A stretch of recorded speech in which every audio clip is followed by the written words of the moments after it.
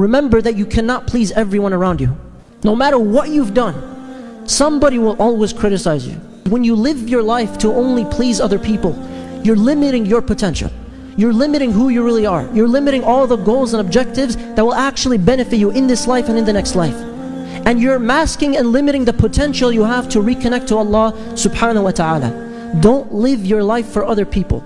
I want you to understand something. Shaitan doesn't necessarily tell us to do the wrong thing. Shaitan wants us to take one step. If a destination is 1,000 miles away and you just took one step, you're not going to feel like you made any progress. If there's a fire 100 feet away and you took one step towards the fire, are you going to feel any hotter? No. I didn't do it. I didn't burn. Nothing bad happened. And he's okay with one step. He's completely okay with one step. And if somebody else says, hey, you're taking a step, I was like, what, did I touch the fire? I didn't touch it. There's nothing wrong with that. So he says, yeah, I mean, there's nothing wrong with it, just a little bit. Just a little bit. And then the next time around, just a little, one more step. Just one more step.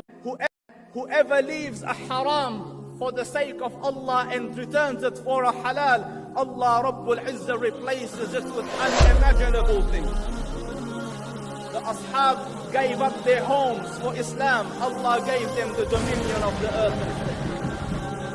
Leave the haram that you're in Warabbul Kaaba. Allah will replace it with what you didn't anticipate. The Prophet ﷺ said, and I'll end it with this. This is a really good hadith which I want to share with everyone. He said, do you know what a Muslim is? And they said, Allah wa Rasuluhu A'lam, Allah knows. And then he said, a Muslim is somebody whom people are safe from his or her tongue and their hands. They don't harm him and they don't backbite him and gossip about him. And do you know what a mu'min is? And he said, a mu'min is someone whom people can entrust them. They can trust them with their property and their dignity. And then he said, do you know what a mujahid is? And he said, a mujahid is somebody who can strive against his or her own desires and egos to continue to worship Allah to the best of their ability. And then he said, do you know what a migrant is? A muhajir. He said, a muhajir is somebody who is able to desert their past sins and work towards better. You have to get beyond what people think of you on campus if you're wearing a hijab. Instead of you feeling sorry that you're wearing hijab and they look down on you, you should feel sorry for them that Allah did not crown their heads with guidance. Here you are looking for role models. You've forgotten that you're the one Allah gave Islam to. You're the role model. You're looking for someone to lean on. You're the one that everybody else has to lean on. Learn to stand up. This book will help you stand up. It is high time that the youth stop complaining. They stop saying the pressure is too high. I don't know how to handle it. You are the people Allah chose for this generation. And Allah chooses the right people for the right generation that can carry the banner of His faith. You're the people that Allah chose.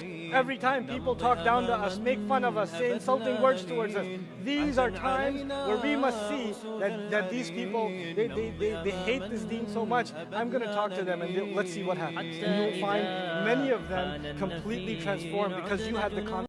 Please, my young brothers, please, don't fall for the fitna of the street. This deen will make a man out of you. The street will only make a thug out of you. You only get one life, my brother. Stop wasting your life. Wake up. Make something of your life. Don't be another face in the crowd. Don't be another number. Be someone that contributes something to humanity. Be someone that makes a difference. The Prophet ﷺ says, beware of ghadab. Beware of this thing that will make you ugly, that will make you sick. This want of revenge, this want of getting back at someone. It's going to make you sick. And then he describes it as a burning lump of coal. It's this burning lump of coal inside of you that burns inside the heart of the son of Adam. These are very profound words. What is inside our hearts? Inside our hearts is gratitude. Inside our hearts is patience. Inside our hearts is iman. Inside our hearts is all the good things that Allah wants to have in inside of a human being belong inside the heart of a human being. If there's a lump of coal burning inside your heart, what's happening to all of those things? They're burning away. All the good that's inside your heart is getting burnt away by anger. He says, watch out for anger. It can burn everything else down. It'll tear everything else apart inside your heart.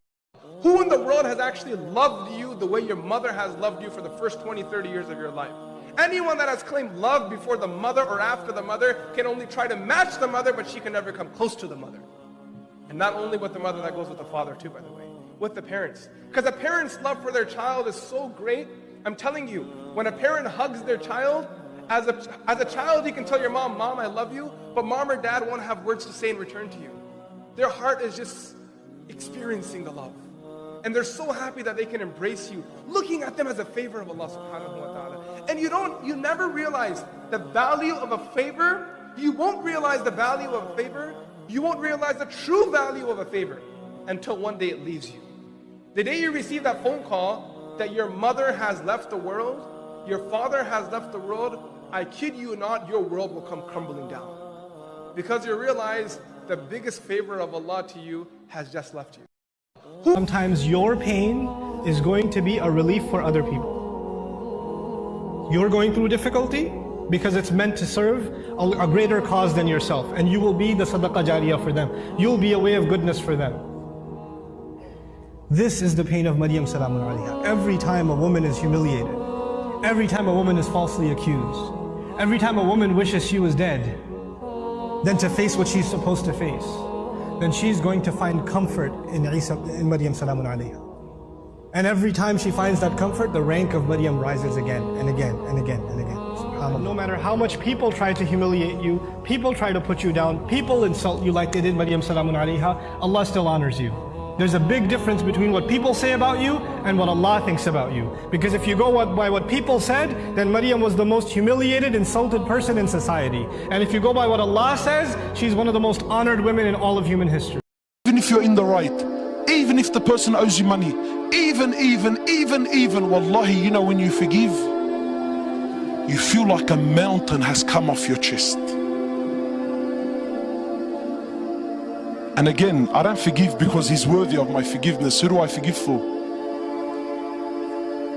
Ya Allah, I forgive him for the sake of Allah because I have so much sin in my life that I'm wishing and I'm praying that you turn a blind eye. So I'm ready now to turn a blind eye to him, that you turn a blind eye with me. The Prophet of Allah, he says, sallallahu alayhi wasallam, this world is so trivial, this world is so pathetic, this world is so cheap in the eyes of Allah. It's so cheap, it's so worthless. He says, if it doesn't, but if this world had any value in the eyes of Allah, Allah would not have had given a single kafir a sip of water to drink. Patience is an institution that unless you don't master it, Allah will not give you any type of leadership. So Allah Rabbul Izzah says, وَجَعَلْنَاهُمْ أَئِمَّةً يَهْدُونَ لِأَمْرِنَا لَمَّا صَبَرُوا. Only when they attained patience, when they mastered the art of patience, we gave them the righteous leadership, as in to lead by the guidance of Allah Rabbul Izzah. Standards have gone so low. A movie comes out, you see a couple of trailers, you tell yourself, there's just one bad scene in it, it's okay. It's PG-13, it's not R. What used to be R 10 years ago is now PG-13. What used to be PG-13 is now PG. They put filthy scenes in everything now. And we don't even care about the spiritual price we're paying. It's affecting our prayer, it's affecting our dua, it's affecting our character. It's affecting our family life. It is. And we don't care. We just think, hey, that's life, bro, come on, live in the times. It's alright. That's just what it is now. What can you do? So many of you don't care what kinds of pictures you put up of yourselves on your Facebook pages. How can you do that? You're Muslims. How can you post pictures like that? You know, have dignity for yourself. Have dignity for your family. Guard your gaze. You know, start with your eyes. The zina of the eyes, and everything else goes from there. Everything else goes from there.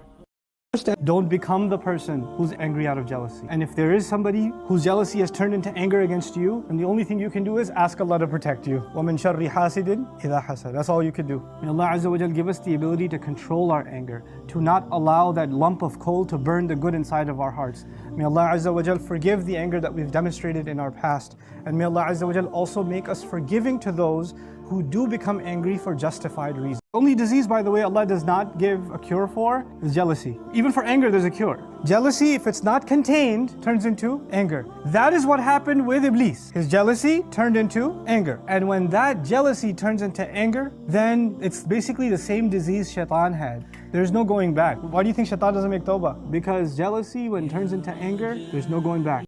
ونادى أصحاب النار أصحاب الجنة أن